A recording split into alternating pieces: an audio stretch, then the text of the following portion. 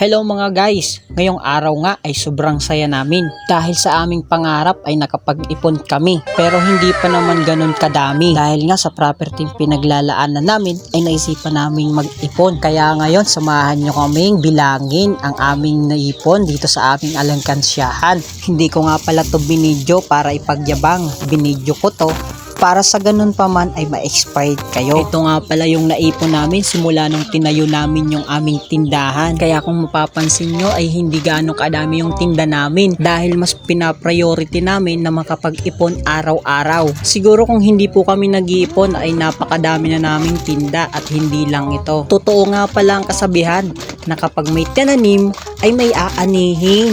Kaya ngayon ay busy kaming sirain itong pinaglalagyan. Tulad nga ng sabi ko ay hindi pa ganun kadami. Pero binuksan na namin at binilang para sa ganin pa man ay malaman namin kung pagkaano pa yung kukulangin. At eto na nga, tuwang-tuwa din yung aking baby dahil sobrang dami daw ng nakikita niyang coins. Kung noon nga pala ay hindi ako naniniwala na kahit wala kang pera ay masaya ka na. Ngayon ko lang napatunayan na kapag wala ka palang pera ay wala kang kwenta. At ngayon ko lang napagtanto na mas importante pala ang pera.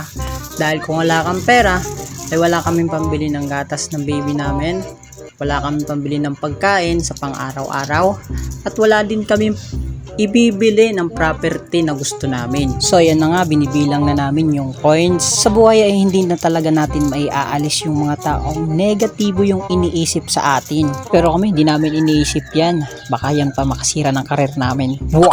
At ayun na nga, binibilang namin yung bawat bilang namin ay 200 ng 200. Kasi yung napili namin ay 20 pesos ang coins. Kaya nga pala binuksan na namin yung alangkansya namin dahil ipapasok na namin yan sa bangko para mas safety yung aming pera at hindi na mawala pa.